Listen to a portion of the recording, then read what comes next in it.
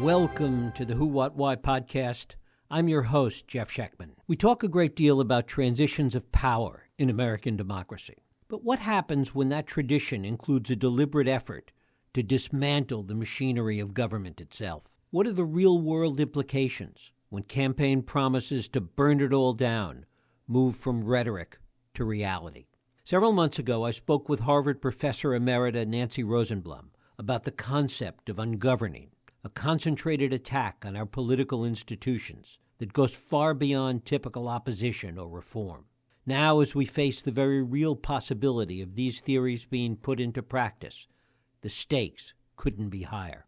From Schedule F to Project 2025, from gutting federal agencies to dismantling civil service protections, the blueprints for this transformation are already drawn. But could this disruption, despite its risks, create opportunities to reimagine government for the digital age? Or will it simply destroy decades of institutional knowledge and capability at precisely the moment we face new, modern, and unprecedented challenges? Joining me once again to examine these questions is Nancy Rosenblum, professor of ethics and politics in government at Harvard University, and co-author of Ungoverning, The Attack on the Administrative State and the Politics of Chaos. Nancy Rosenblum, thanks so much for joining us once again here on the Who, What, Why podcast. My pleasure. One of the things that we didn't have a chance to talk about when we talked about ungoverning last time was the addition into the mix that we've seen over the past several months of Elon Musk and all this talk about changing government and efficiency in government and taking apart the agencies of government. Talk a little bit about your thoughts about that and how it adds fuel to this larger framework. That's a good question. And behind it is the other question of how seriously to take this. That is the addition of Musk to Trump's own, loyalists and MAGA people and so on. I mean, this is a new story. This is a man who has built things and done things. And are we to think that Trump really will give over to him or to people like him the remaking of a, quote, more efficient government, which would mean, of course, the disabling of many agencies and departments and the undoing of regulations. More efficient for Musk and people like him is anti-governmentalism and doing away with the strength and capacity of the state to govern. One of the things that we talked about is the fundamental difference between the rhetoric that we have heard for so long about limiting the scope of government and what the rhetoric has been from Trump, which is basic, and in 2025, which is basically eliminating government. Right. And I think that what lies behind that difference is the difference between conservatism and political conservatism. Mm-hmm. The typical position of the Republican Party over many years until Trump, which was to limit and scale down government and especially regulation. And ungoverning is quite different. Ungoverning is an attempt to emasculate government, to undo the agencies and departments, and more particularly to do away with the elements that give the state capacity. That is, to do away with specialized knowledge of professionals in government, to do away with the procedures that make these decisions fair, like consultation and data and factual knowledge, and so on and so forth, to undo the two things that legitimate a state with lots of capacity, and that is specialized knowledge and legal procedures. So ungoverning wants to do away with all that. And it doesn't want to do away with all that just to limit government, to go back to less regulation, although I'm sure that Musk and some of these people have this principally in mind. Ungoverning has a much more insidious purpose, and which we saw in Trump's first term, and which I think we're going to see in spades again. And that insidious purpose is to replace governing, that is governing according to office, using agencies and departments and legal procedures, to replace governing with personal rule. That is, every office even the imperial office of the presidency is limited by certain things. And Trump's ungoverning is designed to do away with all constraints so that he can rule personally.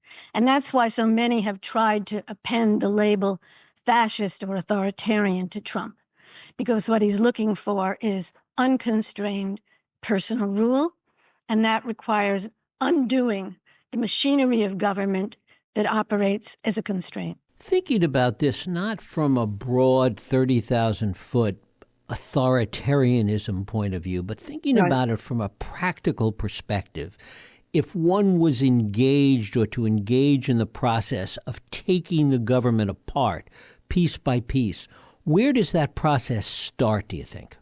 Well, I think that it will start, we've been told where it will start. And I should just say, before I answer, that this isn't to say that Trump or the party now in charge will attack every agency and department or do away with everything. They'll attack the ones that are interfering with their notion of personal rule. So I would think it would start with two things. One is the Justice Department. And we've been told this already, that Trump wants to have an attorney general who can bend to his will, who will prosecute his political enemies, who will drop special prosecutors, who will end all federal prosecutions against him and his people, who will agree to, he will have to pardon the insurrectionists of January 6th. So I would think that it would start with the Justice Department. He has also claimed that amongst his first acts would be mass deportation. And here it's really an interesting and important question. They tried a version of this before. You may remember the policy of zero tolerance, separating families at the border and taking away children and deporting the adults and so on. This was a mini version of what they intend to do, not only at the border, but in immigrant communities all over the nation. And the question is whether they really can do this. And I'm quite suspect, because I certainly think that they will make an effort. I certainly think that there will be peril for immigrants in some communities around the country. But I don't think the mass enforcing of laws and mass deportation is possible for precisely the reason we've been talking about it. There isn't the capacity of the state to do that. Even a strong state, the state that we have now, can't do it. That is, in terms of the money and the logistics and the time and the planning. And Trump's people don't have time and they don't plan. So there may be demonstrative efforts, which are cruel and awful enough. I don't want to minimize them, but I would be very surprised if they could marshal the capacity for anything like mass deportation. And let me just say that, this has been typical of Trump's governing in the past. He makes enormous promises and then doesn't have the capacity to carry them out because he has purged people who have knowledge and who know how to do these things. Talk a little bit about the money, because it really goes to the issue of what power, if any, that Congress has to try and provide some guardrails to this. Yes, I think that as things stand, the remaining guardrail within the federal government probably is going to be Congress, even though it looks as if the Democrats are going to be in the minority. And that's for two reasons. One, as you suggest, because Congress's job is to make appropriations and to work on budgets, but also because we know from, again, the first term that the Republicans don't have the unity or leadership within Congress to do these things on their own. So they have had to turn to some sort of compromise with Democrats to do that. And so, I think that's the case. I think that it will be hard for them to pass the most draconian tax increases, the most draconian budget cuts, and so on. That's not to say that we won't be in deep economic water, because we know from experience that Trump and his people, and he's likely to have fewer and fewer good economists working for him, that Trump and his people seem to be either ignorant or oblivious to the basic math of taxation and spending. Talk a little bit about the people within government, the people within agencies, the people that could be affected by something like Schedule F, civil service. Talk about that, the influence that they might have early on and what will happen later on. That's a great question. Again, we have grandiose threats, and they're real. That is to remove the civil service protection of the tens of thousands of workers who do the work of operating government. Congress passes a law or the president passes an edict, but it's these people within who have to shape it and implement it and enforce it and so on and so forth. And these people are all theoretically at risk because they are, as I've said, if you want personal rule, you want to get rid of anybody who won't obey you. And the civil service is not in the business of obeying personal rule. The civil service is in the business of making knowledgeable decisions about costs and benefits and so on for executing a policy. So some of them will be in immediate danger. But again, it's not, and many of them may decide to leave. I have a son-in-law who works in the CHIPS program, and they're now considering, do they stay? Do they look for other work? Will the CHIPS program, which ought to be something that Trump and his administration protect? It's a national security, high technology program, but they're not sure. So everybody is wary, and how deep these cuts will go, we don't know. And how many will choose to remain even under secretaries and undersecretaries of the agencies who are true Trumpists. Talk about the impact that the Chevron decision has on all this and the ability of Trump and the ability of the administration to really completely neutralize these agencies, even as people may stay there. Well, that's a good and that's a good question, and it adds to the difficulty of predicting what's going to happen here. The Chevron decision refers to the fact that it used to be that the courts were quite deferential to the decisions of agencies and departments in their specialized areas. Unless there was some very obvious overstepping of bounds, they would defer to the judgments of these agencies and assume that Congress meant them to defer to these agencies because Congress hadn't acted otherwise.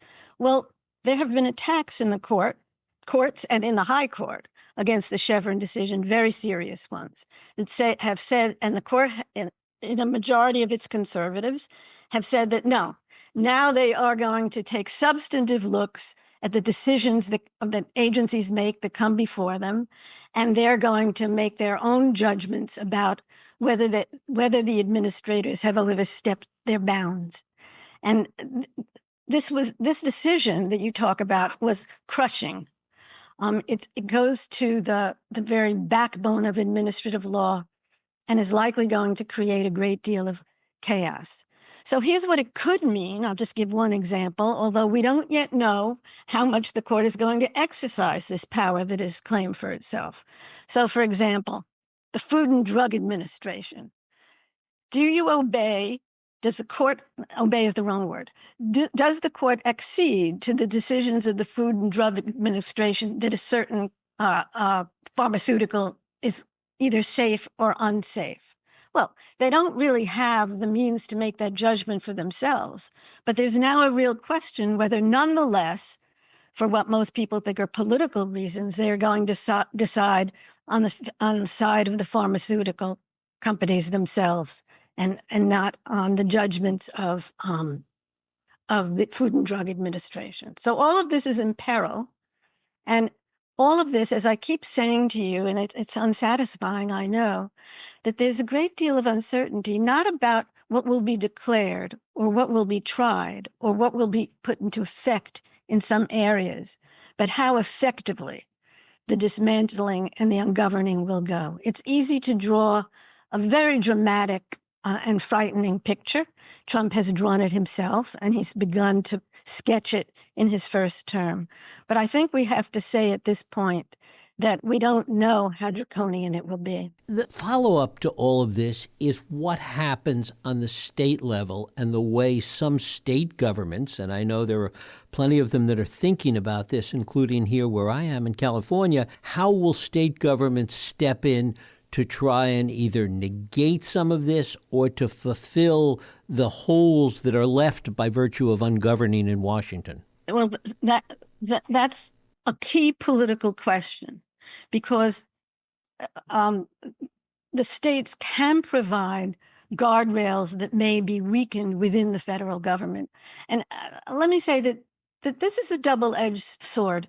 We have a federal system, that is, authority is shared between the states and the national government.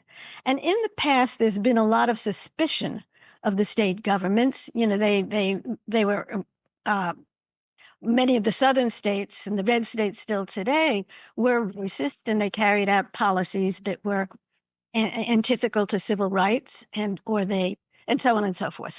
So federalism and states' rights don't have a good history or a good name. Nonetheless, I think, as you were suggesting, that at this point in our history, federalism may serve us very well. That there are blue states that will refuse to enforce and take state action against, where they can, the mandates of the federal government. So abortion is the most obvious. Right now, the states were left to decide on whether abortion was going to be legal and in what form. And we've seen that, I'm blanking on the number of states, but I think it's 26 states have pretty draconian anti-abortion laws. But there are states that have been protecting this right and even facilitating women coming to their safe havens to have medical treatment. It's a trickle, of course, not a lot. But we see here the progressiveness and the possible resistance that comes from federalism. What areas that will occur in and how, and of course that could be negated by a national abortion ban. But I think that the states will continue to do all kinds of things. The blue states will try to do all kinds of things that negate the most destructive things that will come out of the federal government, from aid to individuals, to housing, to healthcare, to environmental measures that we think that the federal government will drop or even, work against. And that will be an interesting framework, particularly in things that are regulatory, things like the FDA or the EPA, where there are a number of regulatory frameworks where state policy is often counter to or in direct conflict with what the federal government is asking. Exactly.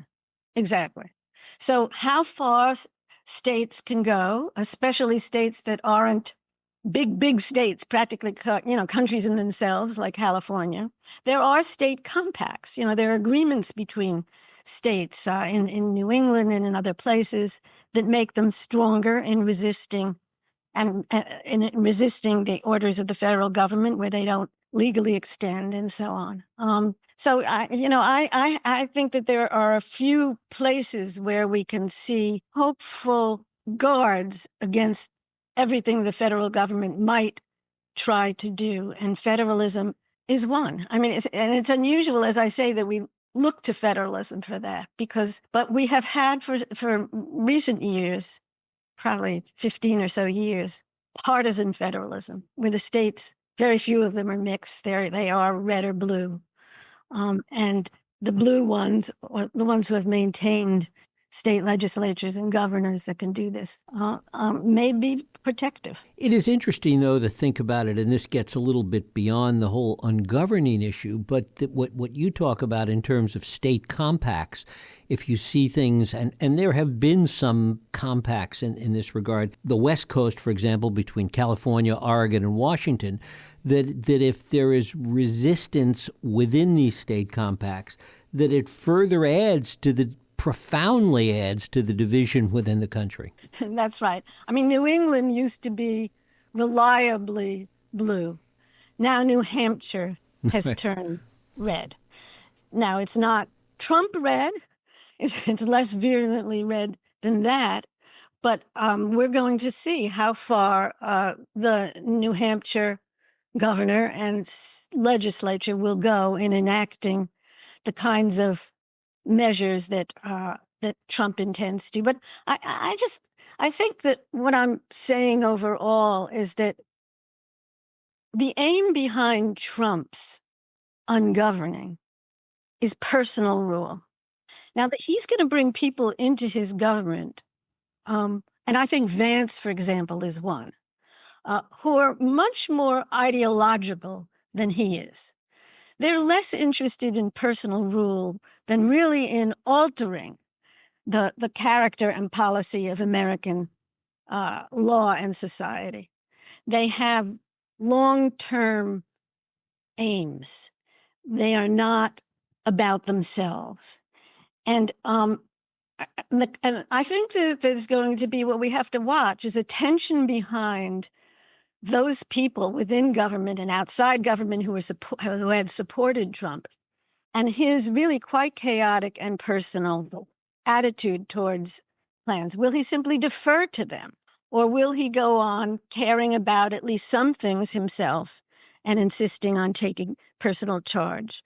Either way, we're going to have, I think, chaos. But I think it's useful to just keep in mind the erratic nature of Trump. There are a few things he cares about, but most he doesn't. And I think that what he's most interested in is a kleptocracy, that is a financial oligarchy. He has some interest in the border, and he has some interest in peculiar ideas like tariffs. But in all of these, and perhaps you or your listeners won't agree with me on this, but in all of these, the motivations are personal. They're not for the good of the country, and they're not for the good of some ideology. They're what he wants. And let me read to you something that happened just the other day. The Bloomberg editor-in-chief, John Micklethwait, interviewed Trump and asked whether he thought the Justice Department should break up Google as a monopoly. And Trump could only respond in the personal. Here's what he said. He said, "They're very bad to me, very, very bad to me. I can speak from that standpoint." And what Micklethwait couldn't see is that Trump can't speak from any other standpoint. He can't speak from the standpoint of policy. He can't evaluate whether Google is a monopoly, only whether it's good or bad for him. And so I think that what's going to happen with Google is not Trump's personal attitude towards Google, although it may, but it's just as likely to be handled by people who, as I see, are radically and ideologically with special interests. We see this already with CEOs bowing down, with CEOs being afraid. I mean, some of it is to protect their very businesses, and flattery as a way of accomplishing what they need to accomplish for their companies. Well, this is part of Trump's dangerousness. That is that he has this inflated ego and he wants always to be flattered.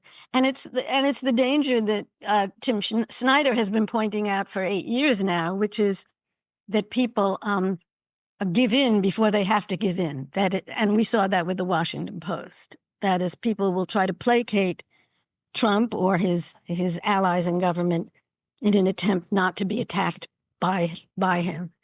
And this kind of surrender in advance is a very dangerous thing. The other danger, and this comes back to ungoverning and the things that we were talking about, is that while he may be interested in personal rule and personal power, that many of the people around him have different agendas, different ideology, and they will simply run amok in this situation.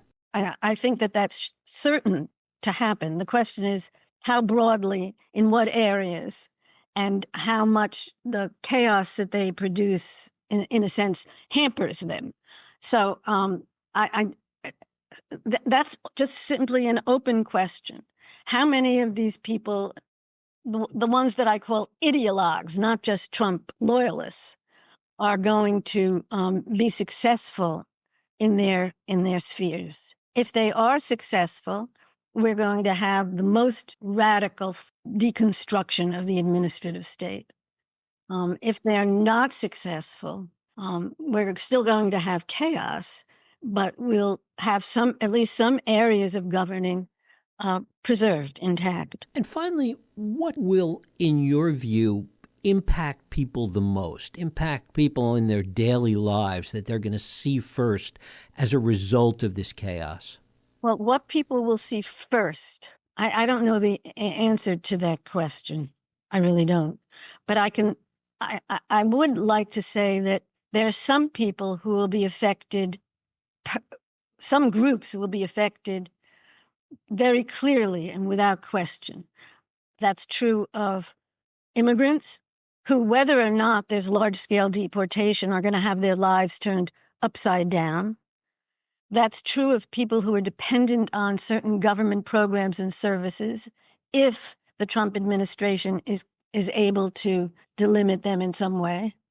There are people whose taxes will be raised because if you give all your tax breaks to billionaires, then you're going to have to tax more of the middle class and even below. So, but I'd like to point to a couple of things we might not have thought of. Well, one thing in particular where everyone ultimately will be affected.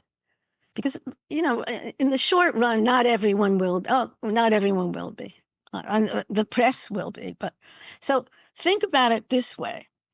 If you have a real attack on the Food and Drug Administration, for example, and if you have RFK Jr. in charge of health, whether he's officially a secretary of a department or not, as has been claimed, what will happen to the future of vaccines? There will be another pandemic. We know that there's enormous hostility that Trump's likely to go along with, or his people, to vaccination of all kinds. And this could create health crises in America that none of us will be able to escape. So I do think that there are some sort of global impacts that we can, if not foresee, at least worry about, no matter what your social class or your what you consider to be your protection otherwise. Nancy Rosenblum, her book is Ungoverning: The Attack on the Administrative State and the Politics of Chaos. Nancy, I thank you so very much for spending time with us today. And thank you for having me. I'm sorry we had to have this conversation. Indeed. And thank you for listening and joining us here on the Who, What, Why podcast. I hope you join us next week for another Radio Who, What, Why podcast. I'm Jeff Sheckman. If you like this podcast, please feel free to share and help others find it by rating and reviewing it on iTunes. You can also support this podcast and all the work we do by going to whowhatwhy.org/donate.